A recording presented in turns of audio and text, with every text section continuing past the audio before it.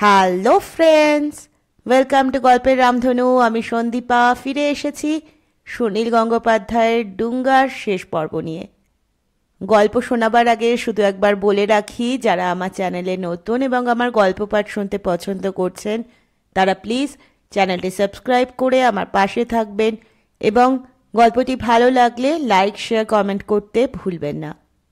তাহলে শুরু করা যাক সুনীল গঙ্গোপাধ্যায়ের লেখা ৩ নম্বর চোখ সিরিজের দ্বিতীয় গল্প, ডুঙ্গার শেষ পর্ব। নদীর জল একদম শান্ত হয়েছিল। হঠাৎ সেখানে প্রচণ্ড তোলপাড় উঠল। মনে হলো যেন বিরাট বিরাট প্রাণীরা জলের নিচে মারামারি করছে। একটু বাদে ভুস করে জলের ওপর মাথা তুলল সেই লম্বা লোকটি। খানিকটা সাঁতরে পাড়ের কাছে এসে খুব একটা ভারী কিছু জিনিস টেনে তুলল জল থেকে। তখন দেখা গেল কালো পোশাক পরা 4 জন লোকের মধ্যে একজনকে টেনে তুলছে লম্বা লোকটি। এরপর সেই বেটে লোকটি ভেসে উঠল। সেও চুলের মুঠি ধরে আর একটা কালো পোশাক পরা লোককে টেনে এনেছে। জল থেকে উঠেও ওরা একটুও হাঁপালো না। এদিক ওদিক চেয়ে দেখল, ব্রিজটা থেকে অনেক দূরে চলে এসেছে ওরা। কালো পোশাক পরা লোক দুজন অজ্ঞান, তবু লম্বা লোকটি ওই দুজনের মাথা ঠুকে দিল খুব জোরে। ঠিক যেন লোহার সঙ্গে লোহা ঠোকার মতন শব্দ হলো।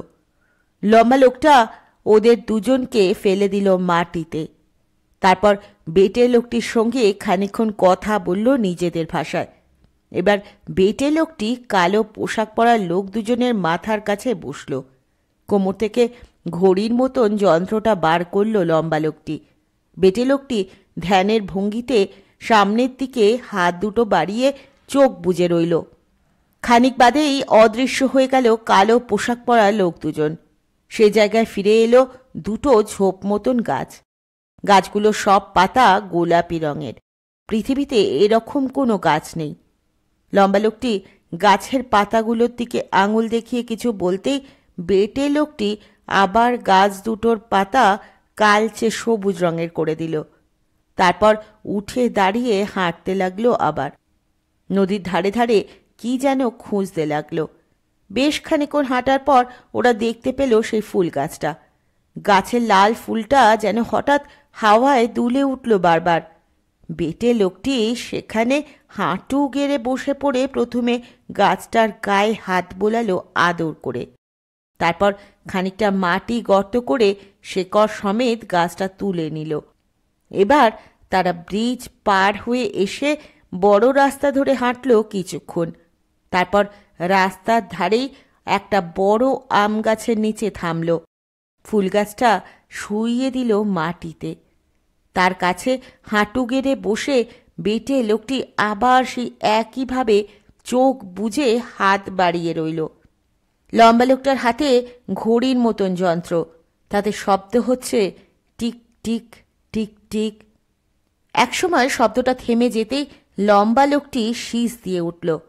বেটে লোকটি ঝুঁকে এসে ছুঁয়ে দিল গাছটা, কিন্তু কিছুই হলো না। গাছটা গাছই রয়ে গেল। লম্বা এবং বেটে লোকটি খুব চিন্তিতভাবে তাকালো পরস্পরের দিকে। খানিকক্ষণ নিজেদের মধ্যে কী সব কথা বলল। তারপর দুজনেই বসল গাছটার পাশে। দুজনেই একসঙ্গে ধ্যানের ভঙ্গিতে চোখ বুজে রইল। যন্ত্রটা রাখা রইল মাটিতে। সেটা শব্দ থেমে যেতেই দুজনে একসঙ্গে ছুঁয়ে দিল গাছটা। অমনি গাছটা অদৃশ্য হয়ে গেল। যন্ত্রটায় শব্দ হতে লাগলো আবার। ওরা চোখ খুলল না, বসেই রইল একদম চুপচাপ, একটুও নড়ল না। তারপর এক সময় দেখা গেল আবছা মতন একটা মানুষের মূর্তি, ঠিক যেন ঘষা কাঁচ দিয়ে বানানো। ক্রমশ সেটা স্পষ্ট হতে লাগলো। এক সময় হঠাৎ সেই মূর্তিটা সুজয় হয়ে গেল। লোক দুটো এবার চোখ খুলল। হাসি ফুটে উঠল ওদের মুখে। ওরা এক দৃষ্টে তাকিয়ে রইল সুজয়ের দিকে। সুজয়ের চোখ বোঝা, যেন সে অনেকক্ষণ ধরে ঘুমিয়ে আছে। বেটে লোকটি সুজয়ের সারা গায়ে হাত বুলোতে লাগলো। সুজয়ের নাক, মুখ, হাত পায়ের আঙুল দেখতে লাগলো খুঁটিয়ে খুঁটিয়ে। সুজয়ের বাঁ হাতের একটা আঙুল থ্যাঁতলানো, নখের পাশটা অনেকখানি চেপটে গিয়ে রক্ত জমে আছে। বেটি লোকটি সেটা দেখালো লম্বা লোকটিকে। লম্বা লোকটি এমন একটা ভঙ্গি করল যার মানে হলো থাক, ওটুকু থাক।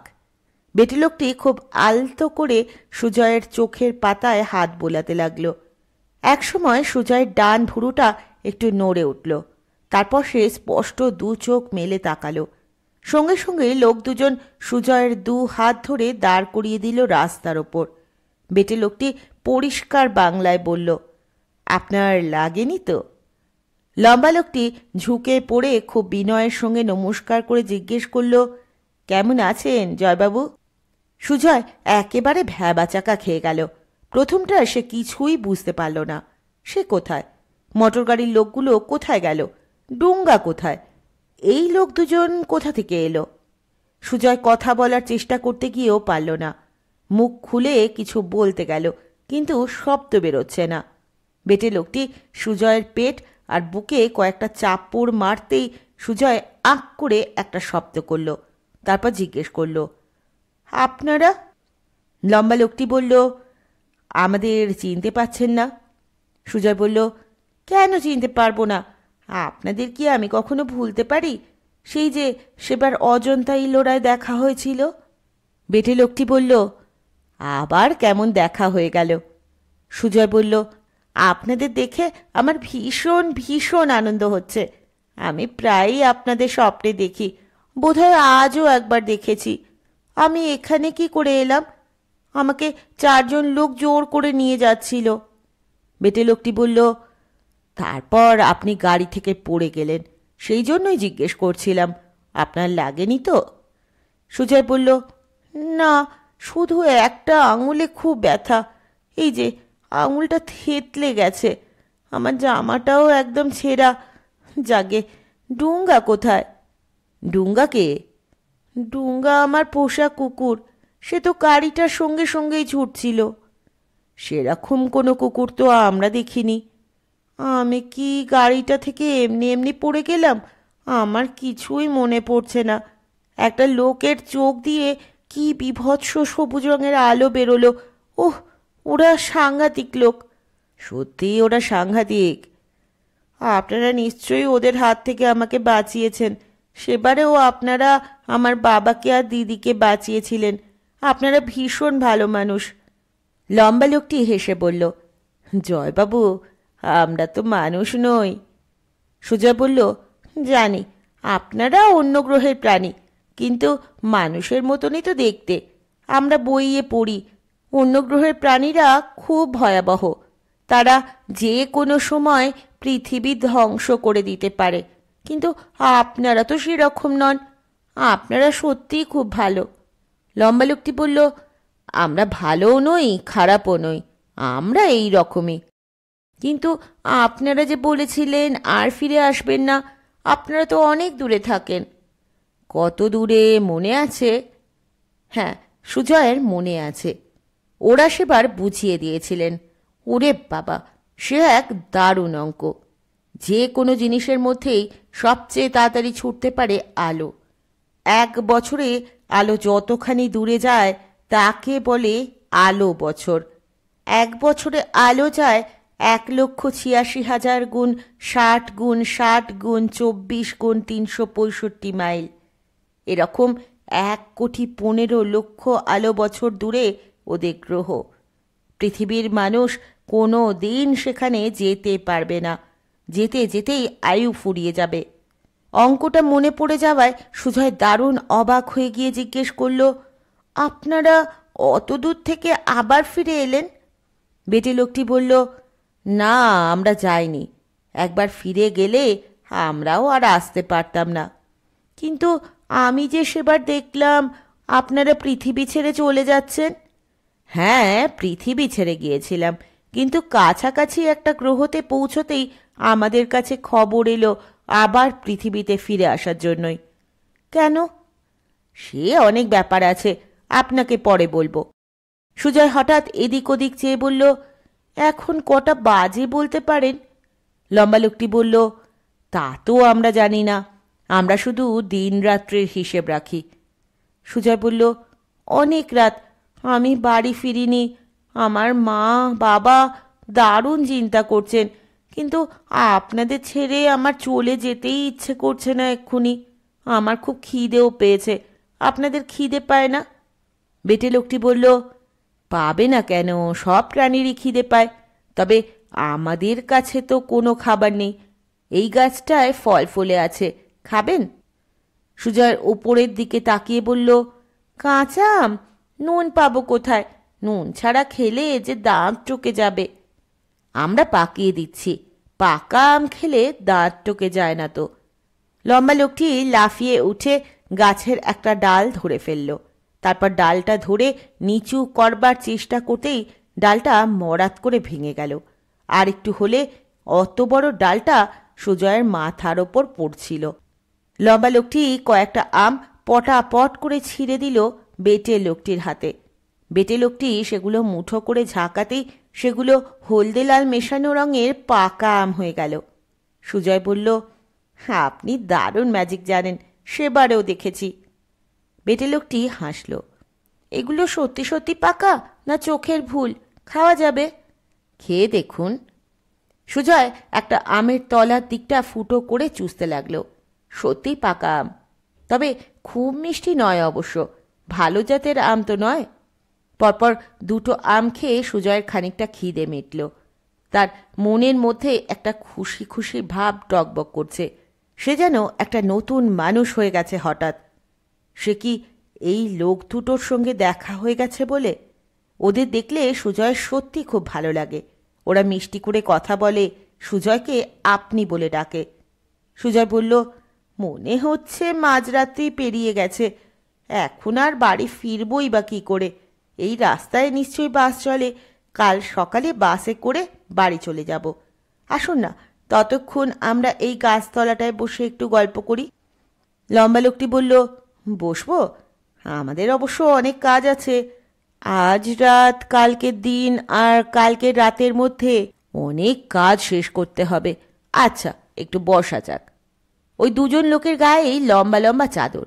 বেটে লোকটি তার চাদরের একটা পাশ পেতে ফেলল। তার ওপর বসল তিনজনে। সুজয় প্রথমেই বলল, আমি কিন্তু আপনাদের নাম জানি না, সেবারেও জিজ্ঞেস করতে ভুলে গেছি। আপনারা আমার নাম জানেন, অথচ আপনাদের নাম কি? লম্বা লোকটি বলল, আমাদের নাম? তারপর সে বেটে লোকটির দিকে তাকালো। তারপর দুজনেই হেসে ফেলল। বেটে লোকটি বলল, আমাদের নাম শুনে আপনি কিছুই বুঝতে পারবেন না। আমাদের গ্রহে আপনাদের মতন এরকম নাম হয় না। আমরা তো শুধু সংখ্যা দিয়ে কথা বলি। তার চেয়ে এক কাজ করুন, আপনি আমাদের দুটো নাম বানিয়ে দিন। আপনাদের ভাষায় আমাদের কি নাম হতে পারে বলুন না। সুজয়ের প্রথমেই মনে পড়ল লরেন হার্ডি। তারপর ভাবল, না, এটা ঠিক মেলে না। হার্ডি খুব মোটা, এরা তো কেউ মোটা নয়।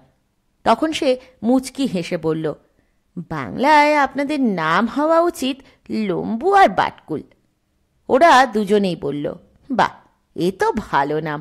তবে তাই হোক, এখন থেকে আমরা লম্বু আর বাটকুল হলাম। সুজয় বলল, না না না, আমি ঠাট্টা করছিলাম। ও দুটো ভালো নাম নয়। লম্বা আর বেটে লোকেদের লোকে ওই নামের আগায়। আমি আপনাদের ভালো নাম দিচ্ছি, সুদীর্ঘ আর সুক্ষুদ্র। বেটে লোকটি জিজ্ঞেস করল, কে সুদীর্ঘ আর কে সুক্ষুদ্র? সুজয় তার দিকেই আঙুল দেখিয়ে বলল, আপনি সুক্ষুদ্র। বেটে লোকটি বলল, না, আমার সুদীর্ঘ নামটা বেশি পছন্দ। লম্বা লোকটি বলল, নিক না, ওই সুদীর্ঘ নামটা নিক। সুজয় বলল, না না, তাতে ঠিক মানাবে না। বেটে লোকটি বলল, কেন মানাবে না? নাম তো একটা যা হোক কিছু হলেই হলো। সুজয় বলল, কিন্তু নামের তো একটা করে মানে আছে। বেটে লোকটা দুঃখ করে তখন বলল, জয়বাবু, আপনি বুঝি আমাকে খারাপ মানের নামটা দিতে চান? আপনি আমাকে ভালোবাসেন না। সুজয় বলল, আহ, তা কেন? আপনার নামের মানেটাও খারাপ নয়, কিন্তু আপনি তো ছোট। কে বলল আমি ছোট? আমাদের রকেটে যে রকম জায়গা থাকে সেই অনুযায়ী আমাদের শরীরের মাপ হয়। দেখবেন আমি কত বড় হতে পারি।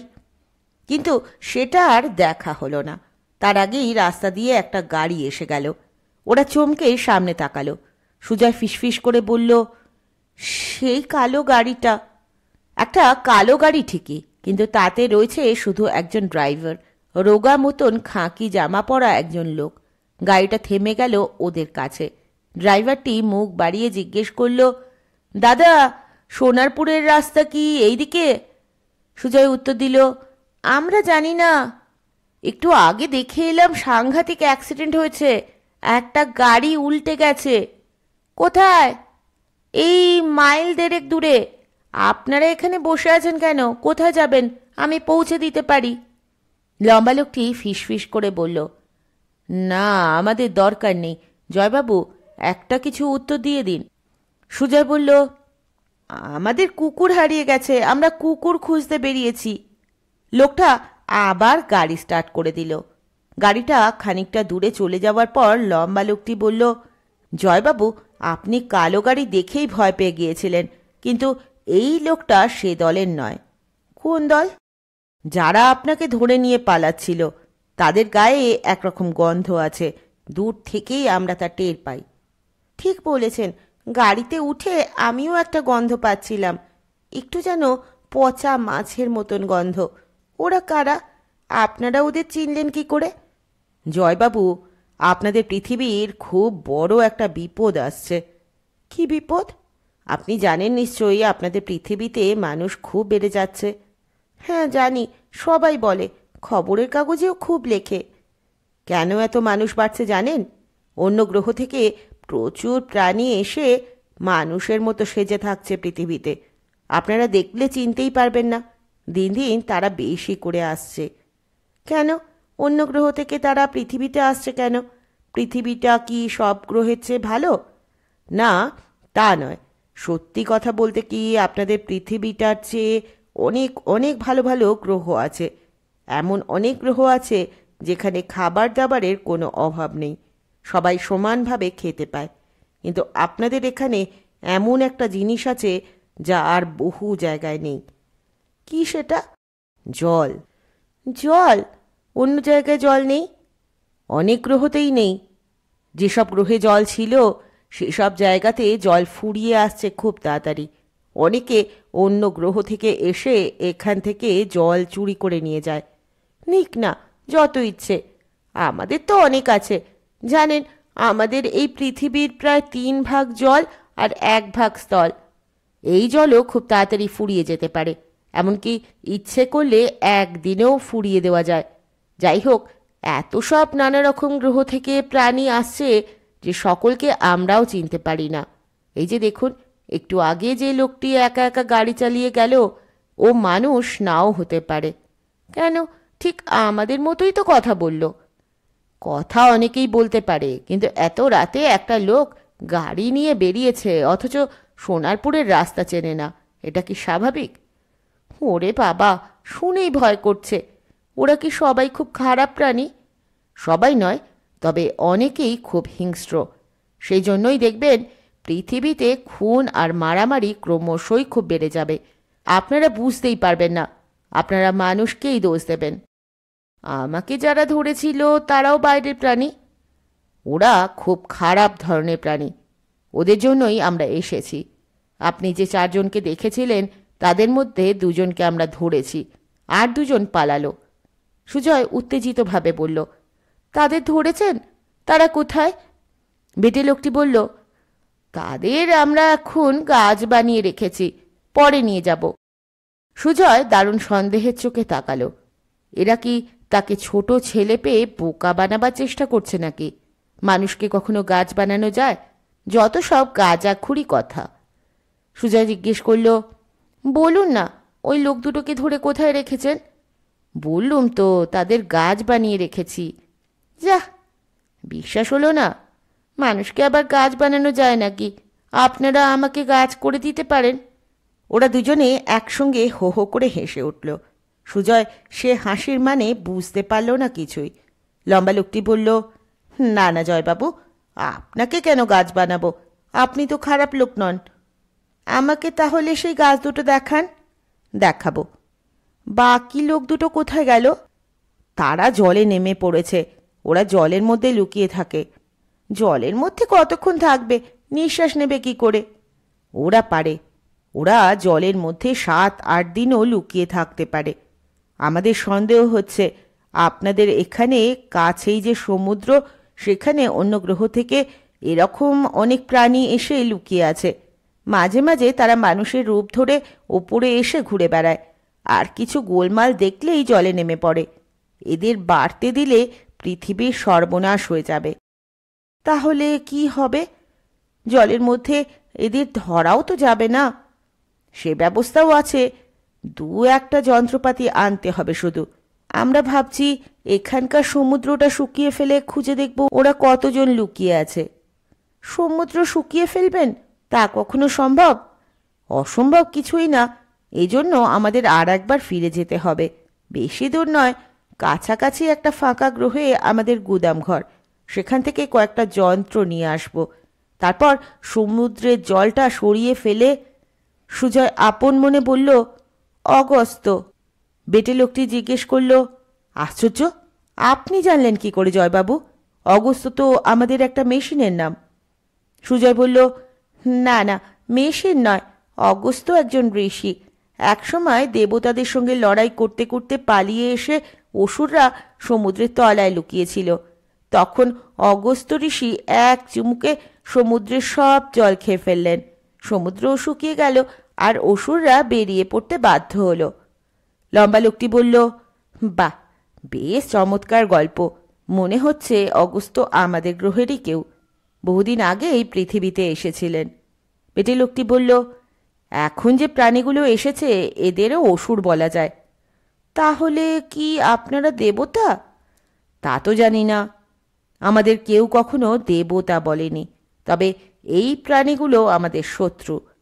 আচ্ছা, আপনারা যখন সমুদ্রটা শুকিয়ে ফেলবেন তখন আমাকে দেখতে দেবেন? তা দিতে পারি, কিন্তু আপনি তখন কোথায় থাকবেন? আমরা কাল রাত্রিরে চলে যাব। আবার ফিরে আসব 11 দিন 11 রাত্রির পর। আমাকে একটা খবর দেবেন, তাহলে আমি চলে আসব। ঠিক আসব। ভালো কথা, চলুন এবার উঠে পড়া যাক। আর একটা কথা, ওই লোকগুলো আমাকে জোর করে ধরে নিয়ে যাচ্ছিল কেন? আমাকে নিয়ে ওরা কি করত? খুব খারাপ কাজ করত। আপনাকে ওরা মেরে ফেলতো। কেন? শুধু শুধু মানুষকে মেরে ওদের কি লাভ? ওদের তো হৃৎপিণ্ড নেই। হৃৎপিণ্ড ছাড়া আবার কেউ বাঁচে নাকি? জন্তু জানোয়ারেরও তো হৃৎপিণ্ড থাকে। ওদের আছে একরকম, তবে আপনারা হৃৎপিণ্ড বলতে যা বোঝেন সেরকম কিছু নেই। তাই ওদের দয়া নেই, মায়া নেই, স্নেহ নেই।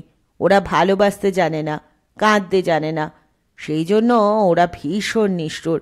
ওরা আপনার হৃৎপিণ্ডটা বুক থেকে তুলে নিত। ওরা মানুষের হৃৎপিণ্ড কেটে কেটে পরীক্ষা করে দেখছে। খুব সম্ভব ওরা মানুষের হৃৎপিণ্ড খেয়েও নেয়, কাঁচা কাঁচা। ওরা রাক্ষস?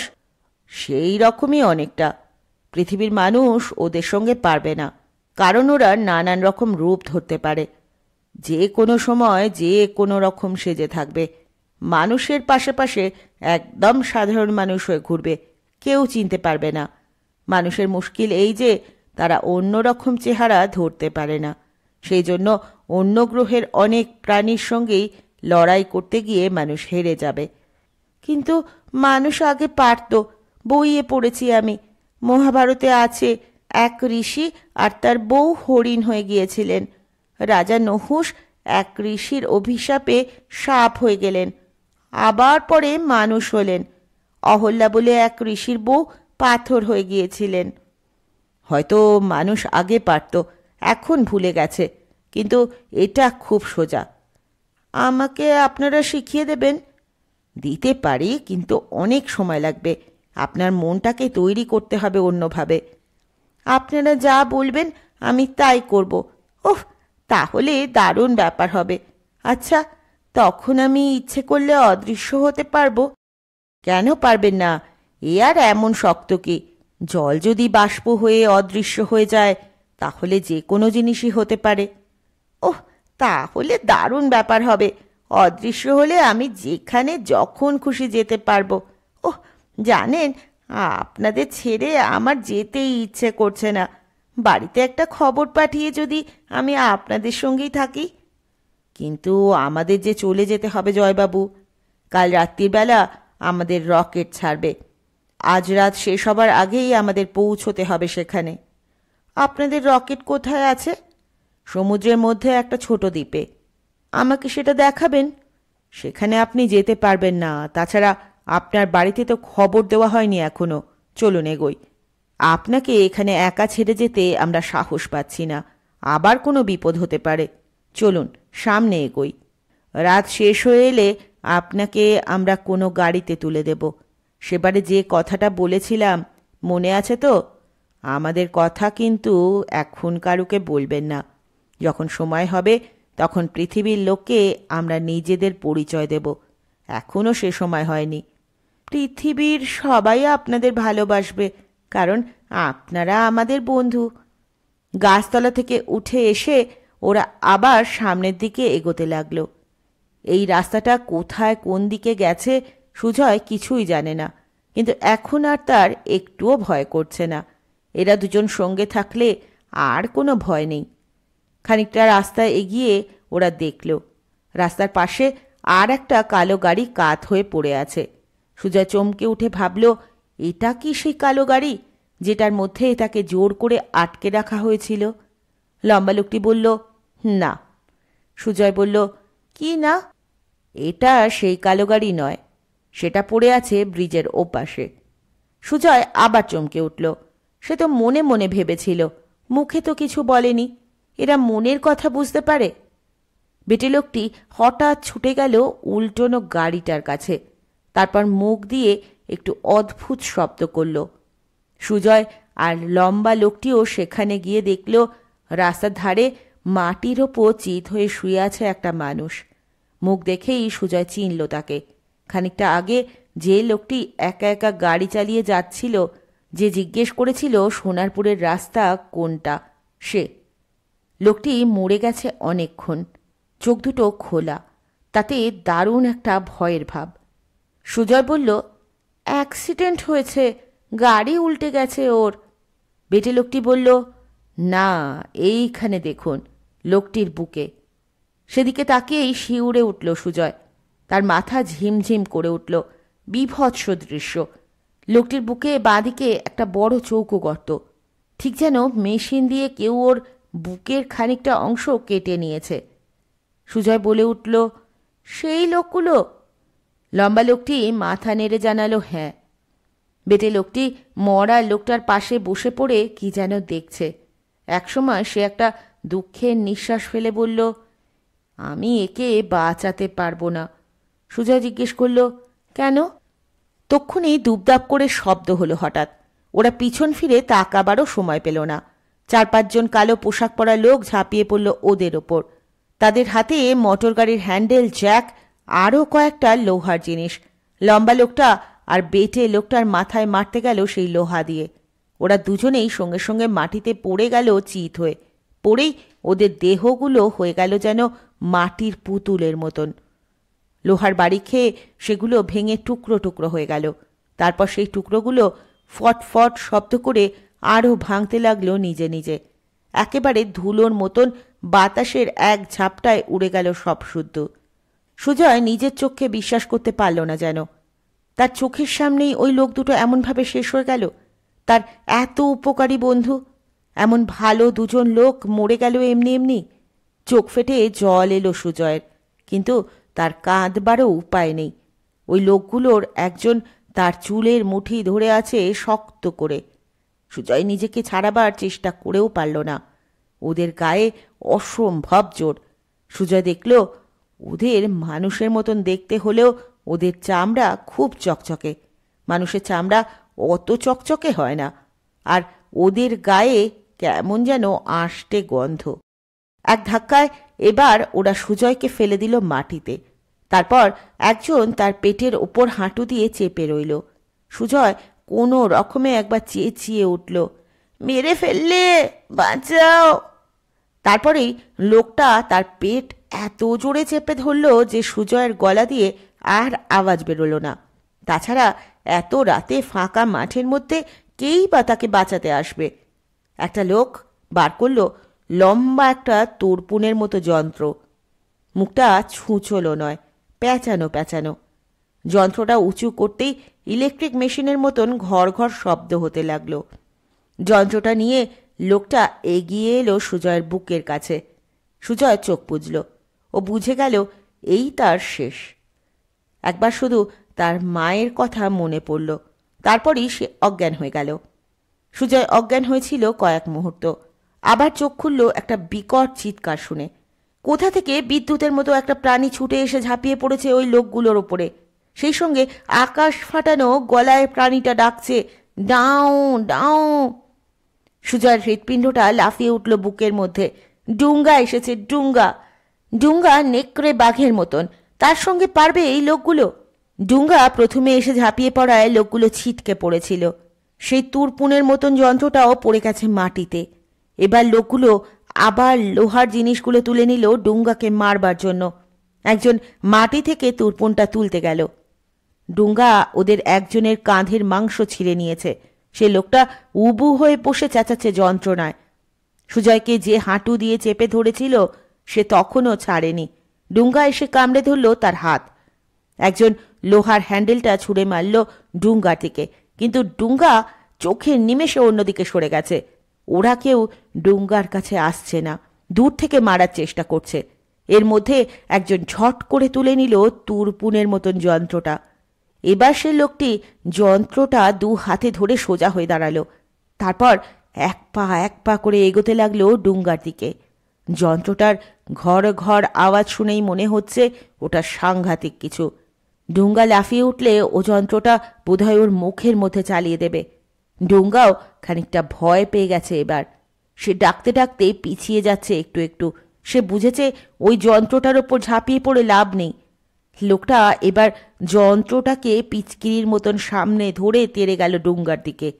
তার আগেই কে যেন লোকটা চুলের মুঠি ধরে শূন্যে তুলে নিল। মাটি থেকে 10-12 হাত ওপরে ঝুলে ছটপট করতে লাগলো লোকটা। তাই দেখেই বাকি লোকগুলো ভয়ে ছুট দিল, কিন্তু তাদের মধ্যেই দু একজনকে ধরে ফেলল অদৃশ্য কেউ। তারপর তাদের মাটির ওপর ফেলে আছাড় মারতে লাগলো জোরে জোরে। শুধু সুজয় নয়, ডুঙ্গা পর্যন্ত হাঁ করে দেখছে এই দৃশ্য। সুজয় আরও বেশি অবাক হচ্ছে এই জন্য যে তার ধারণা ছিল গ্রহান্তরের মানুষরা লড়াই করে সাংঘাতিক সব অস্ত্র শস্ত্র নিয়ে, কিন্তু এরা যে শুধু হাতে লড়াই করে। এই কালো লোকগুলো নিয়ে এসেছে মোটর গাড়ির জিনিসপত্র। ওই তুরপুনের মতন যন্ত্রটা ছাড়া ওদের নিজস্ব অস্ত্র তো আর কিছু দেখা যাচ্ছে না। কালো পোশাক পরা লোকগুলোর মধ্যে 3 জন ছটপট করতে লাগলো মাটিতে পড়ে। বাকিরা পালালো। তার একটু পরে ওপর থেকে নেমে এলো সেই লম্বা ও বেটে লোকটি। প্রথমে তাদের চেহারা ছিল কাঁচের মতন, আস্তে আস্তে স্পষ্ট হলো যেন কিছুই হয়নি। এইভাবেই লম্বা লোকটি ঝুঁকে মিষ্টি গলায় জিজ্ঞেস করল, জয়বাবু, আপনার কোনো ক্ষতি হয়নি তো? জয় খুব অবাক হয়ে বলল, আপনারা বেঁচে আছেন? বেটে লোকটি বলল, আমরা তো মরি না, ওই তো মুশকিল। কিন্তু আমি যে দেখলাম আপনারা ভেঙে গুঁড়িয়ে। লম্বা লোকটি হাসতে লাগলো। বেটে লোকটি বলল, ওটা একটা ম্যাজিক দেখালাম। ডুঙ্গা সুজয়ের পায়ের কাছে এসে মাথা ঘষছিল। এই লোক দুটোকে দেখে একবার তেড়ে গেল। সুজয় ধমক দিয়ে ডাকল, ডুঙ্গা। অমনি সে লক্ষ্মী ছেলের মতন আবার সুরসুর করে চলে এলো সুজয়ের কাছে। বেটে লোকটি বলল, কয়েকজন এবারও পালালো, যাকে এই 3টের আগে ব্যবস্থা করে আসি। সে হাত ধরে টেনে টেনে একে একে 3 জন লোককেই নিয়ে গেল অন্ধকার মাঠের মধ্যে। লম্বা লোকটি সুজয়কে জিজ্ঞেস করল, এটা আপনার কুকুর? সুজয় বলল, হ্যাঁ। উনি ওই 3 জনকে কোথায় নিয়ে গেলেন? ওই দিকে রেখে আসবে এক জায়গায়। আপনার কুকুরটা কোথা থেকে এলো এখানে? তা তো জানি না। এই ডুঙ্গা, তুই কোথা থেকে এলি রে? এত দূরে পথ চিনে আসতে পারলি? ডুঙ্গা দুবার ডেকে উঠল, যেন সে ঠিক উত্তর দিয়ে উঠল কথাটার। লম্বা লোকটি কথা বলার সময় সেই ঘড়ির মতন যন্ত্রটা বার করে রেখেছিল। একসময় শীষ দিয়ে উঠে যন্ত্রটা আবার কোমরে গুজল। সুজয় অবাক হয়ে চেয়ে রইল ওর দিকে। একবার জিজ্ঞেস করল, যন্ত্রটা আপনি কোথায় পেলেন? যখন আপনারা অদৃশ্য হয়েছিলেন তখন কি যন্ত্রটাও অদৃশ্য হয়েছিল? আপনাদের শরীর গুঁড়ো হয়ে গেল কেন? মানুষের শরীর তো গুঁড়ো হয় না। লম্বা লোকটি বলল, এগুলো খুবই সাধারণ বিজ্ঞানের কথা, আমাদের ওখানে সবাই জানে। তবে আপনারা এখনো সে পর্যন্ত পৌঁছননি। এ তো এক্ষুনি বোঝানো যাবে না, পরে যখন আসবো তখন বুঝিয়ে দেব। বেটি লোকটি এই সময় ফিরে এলো মাঠ থেকে। সুজয় জিজ্ঞেস করল, আপনি ওদের কোথায় রেখে এলেন? ওদের মাঠের মধ্যে গাছ করে দিয়ে এলাম। আপনাদের পৃথিবীতে আমরা গাছের সংখ্যা বাড়িয়ে যাচ্ছি। কাল সকালে যখন লোকেরা মাঠে আসবে চাষ করতে, 3টে নতুন গাছ দেখে অবাক হয়ে যাবে। সুজয় বলল, আমি দেখব। মানুষকে সত্যি গাছ করা যায়? আমি নিজের চোখে দেখতে চাই। এই সময় দূরে শোনা গেল আর একটা গাড়ির শব্দ। সঙ্গে সঙ্গে ডুঙ্গা ডাকতে লাগলো জোরে জোরে। এ ডাক রাগের নয়, আনন্দের। গাড়িটা একটা জিপ। সেটা খানিকটা কাছে আসতেই তার মধ্যে থেকে একজন কেউ চেঁচিয়ে বলল, জয়, ডুঙ্গা, ডুঙ্গা। সুজয় বলল, বাবা, আমার বাবা এসেছেন। লোক দুটো সঙ্গে সঙ্গে চঞ্চল হয়ে উঠল। লম্বা লোকটি বলল, তাহলে তো আর আপনার বাড়ি ফেরার চিন্তা নেই, এবার আমরা চলি। বেটে লোকটি ঠোঁটে আঙুল দিয়ে বলল, চুপ, কারুকে বলবেন না। সঙ্গে সঙ্গে ওরা মাঠের মধ্যে নেমে পড়ে অন্ধকারে মিলিয়ে গেল। অমনি খুব মন খারাপ হয়ে গেল সুজয়ের। জিপ গাড়িটা পৌঁছে গেল 1 মিনিটের মধ্যে। সেটা একটা পুলিশের গাড়ি। তা থেকে লাফিয়ে নামলেন একজন পুলিশ অফিসার, সুজয়ের বাবা অজয় ডাক্তার, ঝর্ণা আর বাবার হারু মামা। এত লোককে একসঙ্গে দেখে সুজয় প্রথমে কথাই বলতে পারল না। উল্টানো গাড়িটার পাশে মৃত লোকটিকে দেখে পুলিশ অফিসার বললেন, মাই গড, এরকমভাবে কে মেরেছে লোকটাকে? বাবা এসে সুজয়কে জড়িয়ে ধরে জিজ্ঞেস করলেন, জয়, তোর কিছু হয়নি তো? গাড়ি কি করে উল্টালো? তুই এখানে এলি কি করে? এই লোকটাকে, ওকে কে মেরেছে?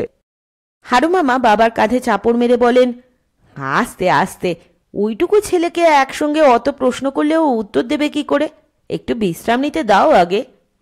ঝর্ণা বলল, জানো মা, ডুঙ্গা যখন সেই নদীটার কাছে থেমে গিয়ে খুব জোরে জোরে ডাকতে লাগলো, আমিও একবার ভেবেছিলাম সুজয়কে বুঝি কেউ জলেই ফেলে দিয়েছে। মা শিউরে উঠে বললেন, ও কথা বলিস না। উফ, তোরা ফিরতে দেরি করছিস দেখে আমার এমন চিন্তা হচ্ছিল যে আর একটু হলে বোধহয় হার্ট ফেল করতো। হারু মামা বললেন, যখন গাড়িটা খারাপ হয়ে গেল তখন তো ভাবলাম মাঠের মধ্যে সারা রাত বসে থাকতে হবে। সুজয়কেও পাওয়া গেল না, কুকুরটাও জলের ধারে থেমে গেল। আমরা মাঠের মধ্যে বোকার মতো দাঁড়িয়ে, কেলেঙ্কারি না কেলেঙ্কারি। ঝর্ণা বলল, ডুঙ্গা কিরকম অদ্ভুত ব্যবহার করতে লাগলো। নদীর ধারে একটা ছোট গর্তের কাছে গিয়ে গন্ধ শুকে বারবার চেঁচাতে লাগলো। হ্যাঁ রে জয়, ওই গর্তটায় কি ছিল? সুজয় দাঁড়িয়ে আছে জানলার কাছে।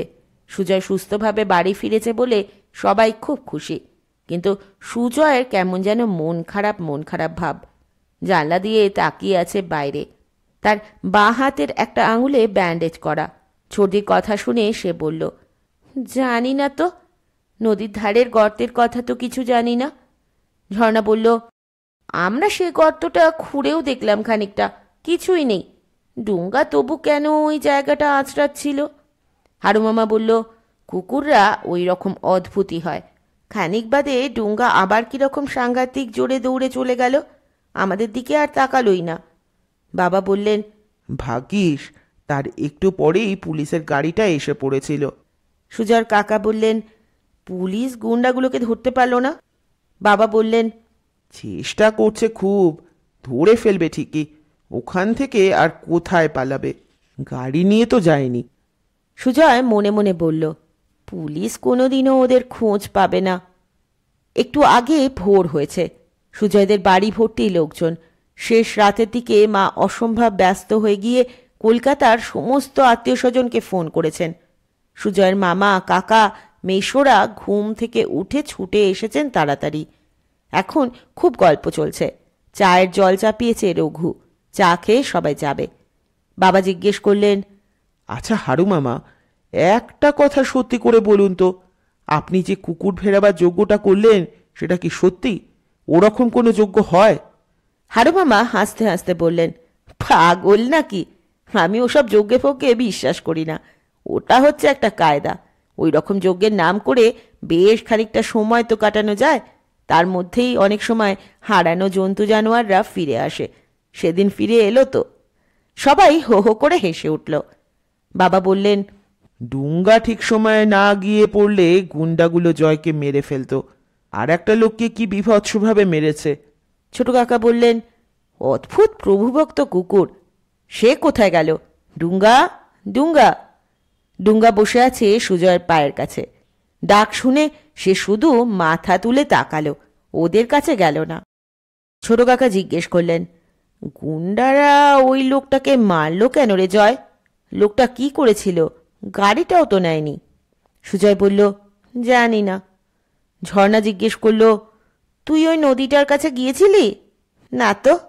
তুই জানলার ধারে দাঁড়িয়ে আছিস কেন? এখানে এসে বস না। আসছি। সুজয় হঠাৎ শরীরে একটা ঝাঁকুনি খেল। ঘরের সবাই কে কি বলছে তা আর তার কানে গেল না। তার মাথা ঝিমঝিম করছে। সে দেখতে পাচ্ছে অনেক দূরের একটা দৃশ্য। সেই লম্বা ও বেটে লোক দুটো মাঠের মধ্যে দিয়ে হেঁটে যাচ্ছে। তাদের গায়ের চাদর দুটো উড়ছে হাওয়ায়। খুব আস্তে আস্তে হেঁটে ওরা একটা নদীর পাশে দাঁড়ালো। সেখানে শুয়ে আছে সেই কালো পোশাক পরা একজন লোক। লোকটিকে আহত মনে হয়। লম্বা ও বেটে লোক দুটো বসলো গিয়ে ওর পাশে। বেটে লোকটি চোখ বুজে হাত বাড়িয়ে রইল সামনে। লম্বা লোকটি ঘড়ির মতন যন্ত্রটা বার করে রইল। তারপর হঠাৎ অদৃশ্য হয়ে গেল সেই কালো পোশাক পরা লোকটা। আর সেই জায়গায় দেখা গেল একটা ঝোপ মতন গাছ। সুজয় দারুণ উত্তেজিতভাবে মুখ ফিরিয়ে বলল, মা। বলেই থেমে গেল। সবাই চমকে তাকালো সুজয়ের দিকে, কিন্তু সুজয় আর কিছুই বলল না। মা জিজ্ঞেস করলেন, কি রে, কি বলছিস? সুজয় বলল, না কিছু না। তার সারা শরীরটা থরথর করে কাঁপছে। মা কাছে এসে সুজয়ের মাথা ছুঁয়ে বললেন, সারা রাত কত ধকল গেছে শরীরের ওপর দিয়ে। তুই এখন যা, শুয়ে পড় তো গিয়ে। সুজয় বেরিয়ে গেল ঘর থেকে। ওই লোক দুটোর কথা সে আরেকটু হলেই বলে ফেলছিল, কিন্তু ওরা বারণ করেছে। অবশ্য বললেও নিশ্চয়ই কেউ বিশ্বাস করবে না। ওদের কথা সুজয় গোপনই রেখে দেবে। আর মন খারাপ করে থাকারও কোনো মানে হয় না। ওরা তো বলেছেই সুজয়ের সঙ্গে ওদের দেখা হবে আবার। শুনছিলেন সুনীল গঙ্গোপাধ্যায়ের লেখা ডুঙ্গা। কেমন লাগলো গল্প অবশ্যই জানাতে ভুলবেন না। পরের দিন আবার নতুন কোনো গল্প নিয়ে এসে হাজির হব। ততক্ষণ পর্যন্ত সকলে ভালো থাকবেন, সুস্থ থাকবেন। নমস্কার।